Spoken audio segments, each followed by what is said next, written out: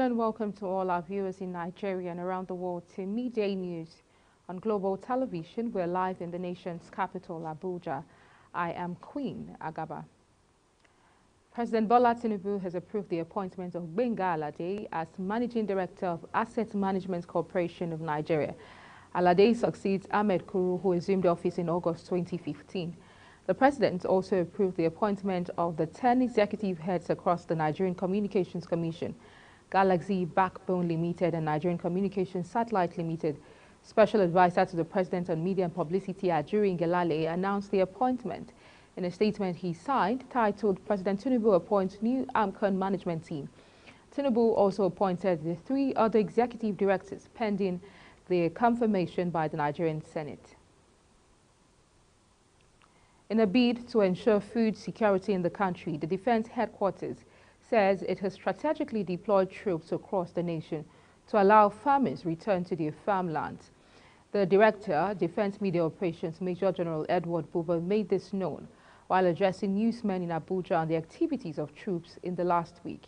According to him, troops intensified efforts in ongoing military operations aimed at bolstering security and safeguarding citizens across the nation, thereby preventing terrorists from disrupting farming activities to ensure food security.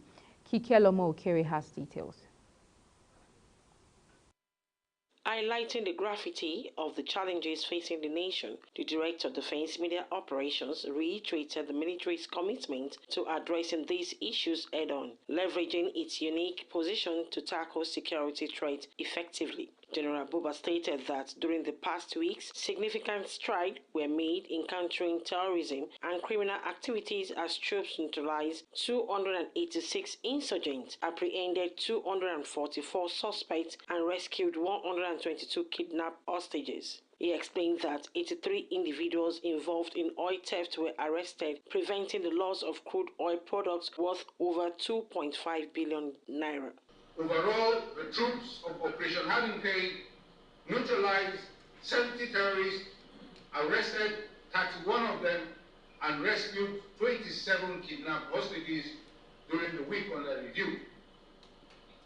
Troops also recovered 47 AK-47 rifles and recovered over 1,100 rounds of 7.62mm special ammunition, over 600 rounds of 7.62mm NATO ammunition, among several items.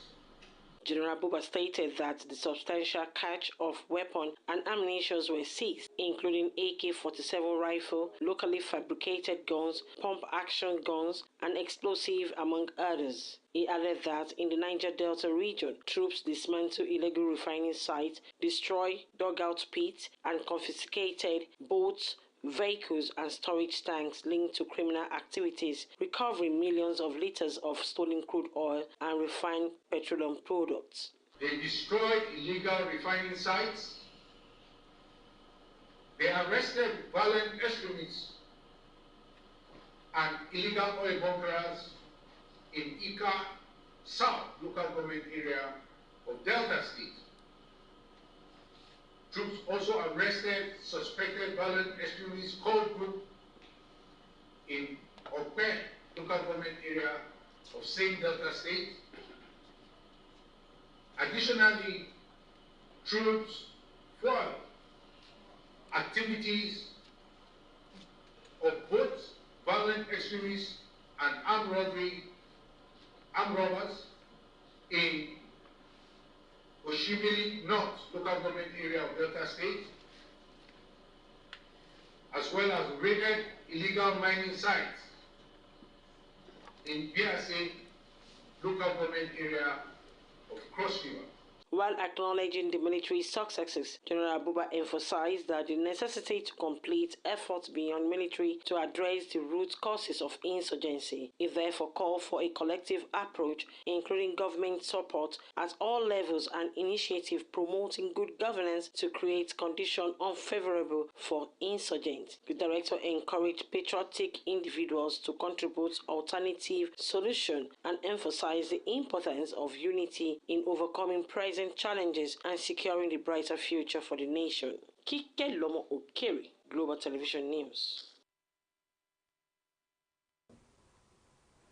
A federal high court in Abuja ordered the National Population Commission to disclose expenditure details related to the suspended 2023 population census within 7 days. The census was initially scheduled to be held in 2022, but was later postponed to 2023. The exercise was, however, suspended indefinitely by former President Muhammadu Buhari a few days before leaving office, saying that he would allow President Bola Tinubu to announce new dates for the head count. The census is now slated for November 2024. The NPC had in June 2023 stated that a total of 200 billion naira was expended on its preparation for the conduct of the postponed 2023 population and housing census. Chairman and Chief Executive Officer of the National Drug Law Enforcement Agency, NDLEA, Brigadier General Buba Marwa, retired, has expressed appreciation of officers and men of the Anti-Narcotic Agency to President Bola Tinubu for his continuous support for the ongoing efforts to curb the scourge of substance abuse and illicit drug trafficking in the country. Marwa stated this in response to questions from journalists while inspecting facilities at the agency's barracks, which is near completion for commissioning in Yola, Adamawa State. Kikelomo Okere brings us details. While commending the standard and quality of work being done at the barracks, the NDLEA boss says beyond arrest, seizures and prosecution of drugs traffickers and barons to address supply reduction, the agency is equally committed to reducing the demand for illicit substance by combining forces with other stakeholders to raise awareness and address the root causes of the substance abuse. Welfare and security of NDLEA staff who operate, seize, arrest, prosecute, deal with the criminals, and the criminals come after them. And now we have the barracks for our personnel and their families to be secured. President Buhari approved it, commenced it, and President Tinubu has continued with the same zeal and drive. So we appreciate this element of concern and support for them. He pointed out that one of the key predisposing factors of drug use in all societies is poverty. He reiterated the present administration's commitment in alleviating poverty on Nigerians, adding that the NDLEA is partnering with NAFDAC and other relevant stakeholders to curb illicit drugs in the country. Yes. We are targeting initially the 6 geopolitical zones to have a barrack each for equity and balance. And if it's succeeding years, we trust that succeeding governments will continue until all the 36 state commands, FCT, the special area commands are covered as far as barracks is concerned. So this is the first phase. He says the launch of the barrack in Adamawa State is a testament to the good work of the NDLEA officers, saying it is expected that it will be replicated in the 6th geopolitical zone of the country. Kikelomo Okere, Global Television News.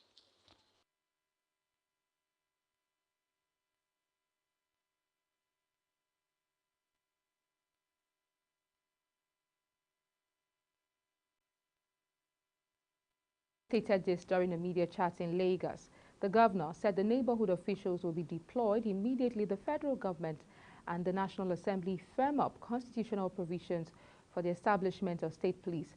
According to the governor, men of the Lagos Neighborhood Safety Corps, LNSC, a uniformed security agency established by a law of the Lagos State House of Assembly in 2016, will be pulled out to join state police.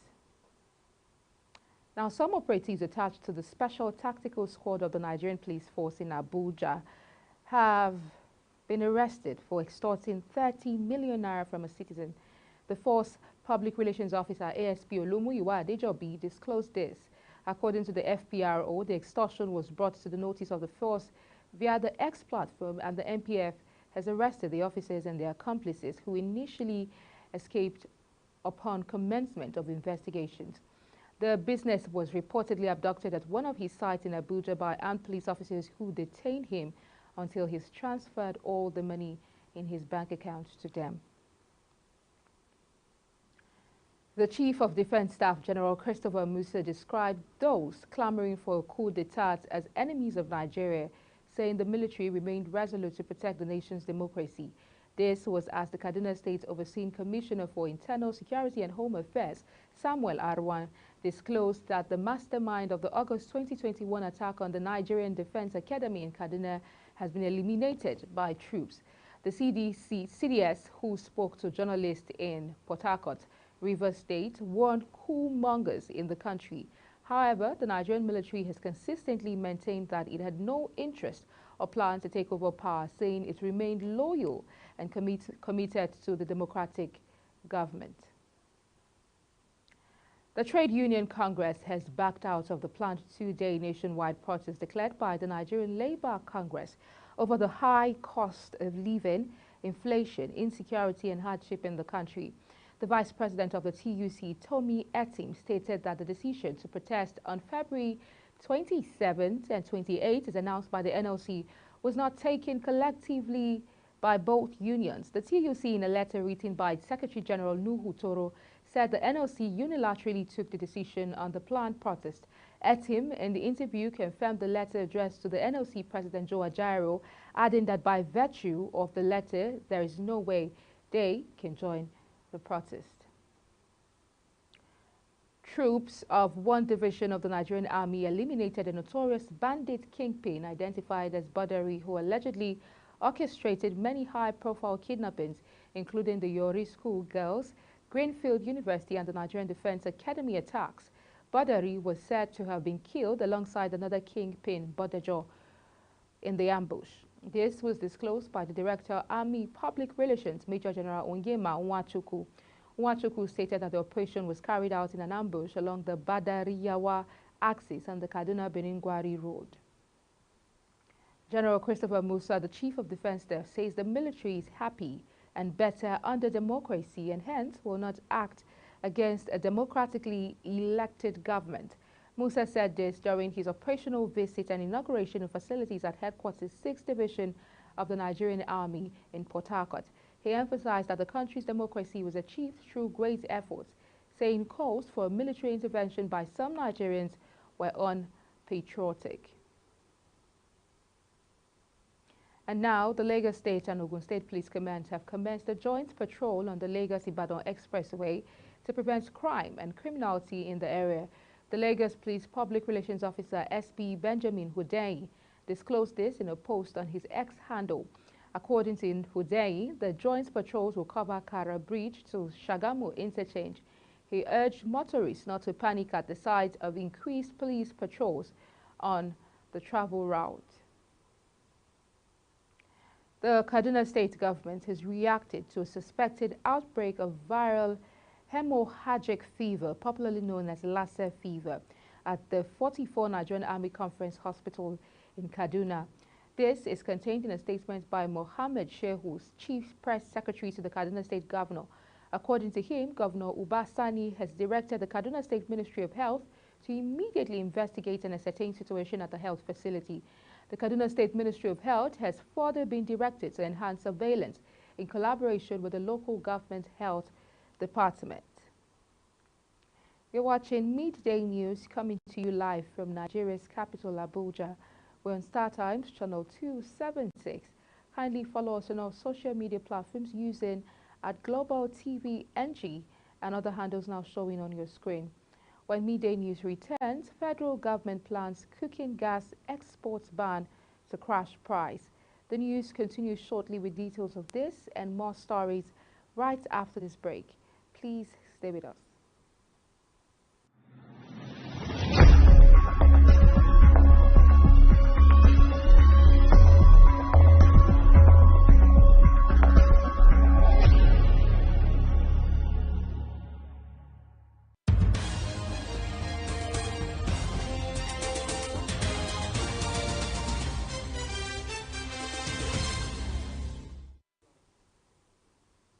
Many thanks for staying with us. Now on the foreign scene, the UK has airdropped aid into Gaza for the first time since war broke out after striking a deal with Jordan.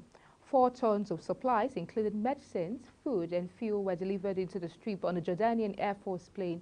Packages fitted with parachutes floated down to the Tal Al-Hawal Hospital in northern Gaza. UK Foreign Secretary David Cameron says the aid would save lives and keep the hospital running. Now let's take a look at the business desk. The Senate has confirmed 12 members of the Monetary Policy Committee, MPC, of the Central Bank of Nigeria, CBN, with a charge to immediately formulate policies to salvage the country's ailing economy. The MPC is made up of CBN Governor Olayemi Cardoso as chairman and 11 others as members. Agbomofwegbe reports that their confirmation followed the presentation of the report of the Senate Committee on Banking, Insurance and Other Financial Institutions headed by Senator Adetokunbo Abiru.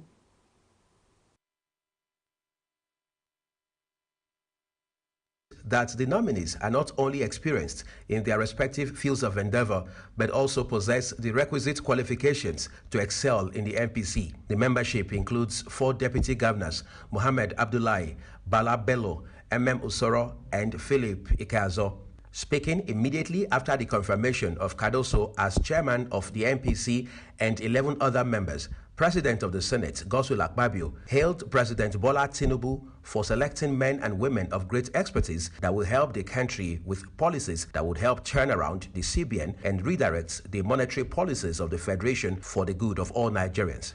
The Senate in the Committee of the Whole considered the report of the Committee on Banking, Insurance and Other Financial Institutions on the screening of Mr. President's nominees for appointment as members of the Monetary Policy Committee of the Central Bank of Nigeria and approved the nominations of Olayemi Cardoso as chairman, Mohammed Sani Abdullahi as member, Bala Bello as member, Usoro as member, Philip Ikazo as member, Jafia Lydia Shehu as member, Lamido Yuguda as member, Moritala Sabo Sagagi as member, Aloysius Uche Odu as member, Agu Pauline Odinkemelu as member, Mustafa Akiyomi as member, and Bandele Eji Amo as member.